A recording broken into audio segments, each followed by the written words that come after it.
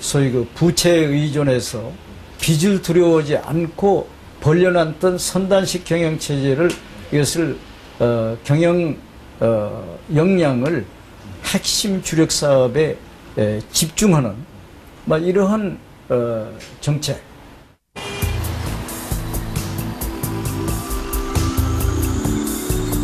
98년 초 시작된 5대 재벌을 비롯한 기업 구조 조정. 약 2년 반이 지나면서 환골탈태, 완전히 새로운 회사로 탈바꿈하는 기업들이 등장하기 시작했다. 효성은 그 대표적 사례다. 이 회사는 지난 6월 그룹 명칭을 아예 떼어버렸다. 한때 20개 계열사를 거느리면서 재계 랭킹 11위였던 효성그룹은 완전히 해체돼 주력 회사 한 개만 남게 됐다. 효성에서 문어발식 확장은 옛말이 됐다. 가장 급하게 느꼈던 것은 어떻게 회사의 재무 구조를 개선해서 특히 한국의 그 스탠다드가 아닌 그 글로벌 스탠다드에 맞는 재무 구조를 갖느냐. 즉 한국의 과거 역사를 보면은 정말 문어발식 그 경영을 하면서 순차입 경영을 우리가 해왔던 것이 사실 아닙니까? 모든 기업이 상대적으로 부채 비율이 높았고 또 그 내실이 기하지 못했던 그런 상황 하에서 그 효성에서는 맨 먼저 구조조정을 하기 위해서는 그 재무 구조를 개선해야 되겠다. 두 번째, 이제는 그 어떤 구조조정을 한다는 그 자체가 중요한 게 아니라 그 이 오픈 세상에서 지금 세계는 좀 하나가 돼 있는 그 이런 세상에서 어떻게 해야지 세계 최강의 경쟁력을 확보하느냐, 즉 살아남는 기업이 되느냐 하는 것이 그 가장 중요한 목적이었습니다. 효성은 재무 구조를 개선하기 위해 보유 부동산을 처분하고 계열사를 해외 매각해 약 6천억 원을 조달했다. 매각한 회사 중에는 그룹을 대표하던 알짜 기업도 포함됐다.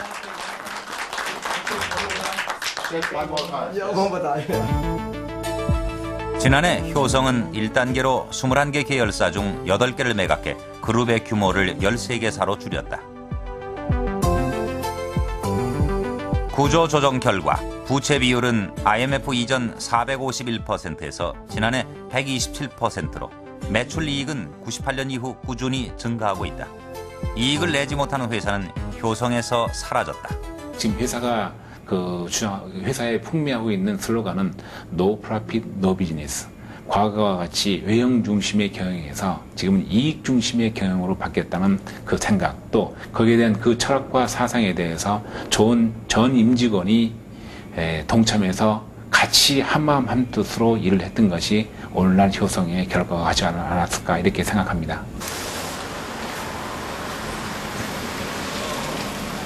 효성과 같은 모범 사례 외에 다른 기업들의 사정은 어떤가? 정부와 재벌이 합의한 5대 개혁 과제, 재무구조 개선 항목의 핵심이랄 수 있는 부채 비율 축소는 일단 목표를 달성했다. 현대그룹의 경우 97년 부채 비율 498%에서 2년 뒤인 지난해에는 214%로 절반 이하로 떨어졌다. IMF 직후 정부가 제시한 부채 비율 200% 축소 가이드라인, 30대 그룹 전체를 보더라도 사정은 비슷하다.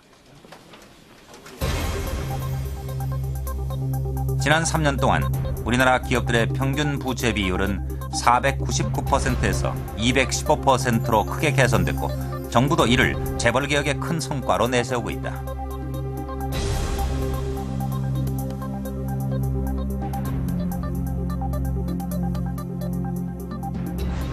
IMF 외환 위기로 거의 빈사 상태에 있던 금융과 기업 활동이 그동안의 구조조정 노력으로 세계에서 그 유례를 찾기 힘들 정도의 빠른 속도로 정상화되었다는 것이 큰 성과입니다. 그러나 부채 비율은 줄었지만 위기는 계속됐다. 재계 3위 대우의 부도. 예상치 못했던 세한의 워크아웃. 그리고 지난 6월 현대건설의 유동성 위기는 시장에 큰 충격을 주었다.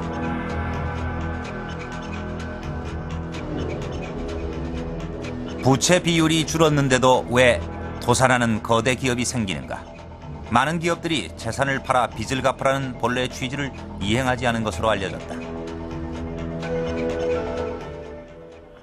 내리기 위해서는 어차피 자구를 해야 되잖아요. 자구를 하는 방법이 자산 매각도 있고 유상증자하는 방법도 있고 있는데 자산 매각을 하는 데는 한계가 있어요. 사실은요. 왜냐하면은 그 상대가 있어요. 팔라고 하면은 살라고 하는 사람이 있어야 되는데 그때 수많은 기업들이 서로 내놓기 때문에 가격을 제대로 받을 수 없다는 문제가 있죠.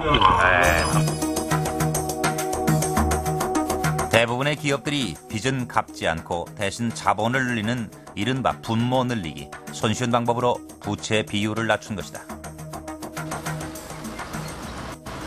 자본을 늘리는데 가장 많이 사용된 방법은 유상증자.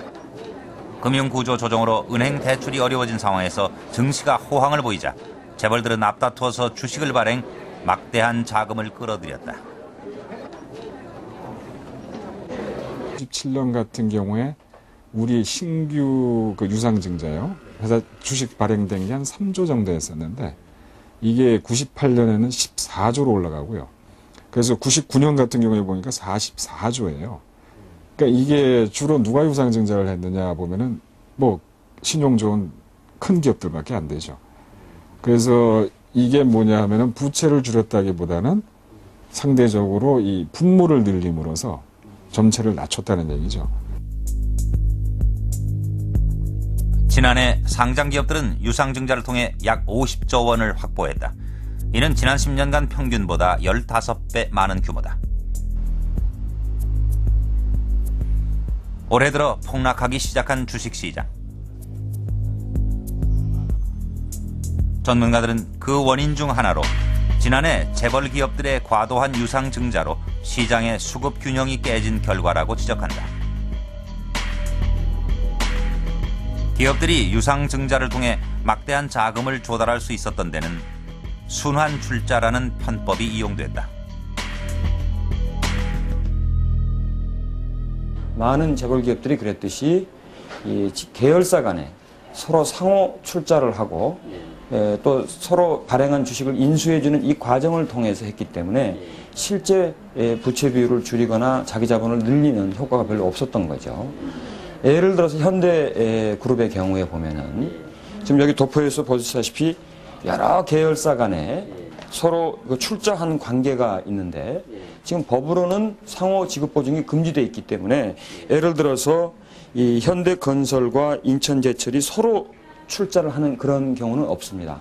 근데 이 안에는 많은 순환 출자가 숨어 있습니다. 이 거미줄 같은 데는 바로 두 회사가는 아니지만 세 회사 또는 네 회사가 서로 돌아가면서 주식을 출자해주는 한 예를 뭐 간단하게 든다면 현대건설이 현대관광에 투자하는 이런 구조도 있고 또 작게는 뭐 현대중공업이 현대증권에 투자하고 상선이 증권에 투자하고 자동차가 상선에 투자했는데 자동차에 다시 중공업이 투자했기 때문에 또 여기에 또 내부 구조가 있고 그래서 이 안에 수없이 많이 얽힌 그 순환 출자 구조가 있죠. 그건 곧 각 기업들이 현대그룹 밖에서 새로운 그 자기 자본을 조달한 것도 있지만 상당 부분이 그룹 내에서 서로 같은 하나의 자금을 주고받는 형식으로 지분 총수의 이 경영권을 강화하는 지분도 넓히고 이 자기 자본의 크기를 늘려서 가공 자본으로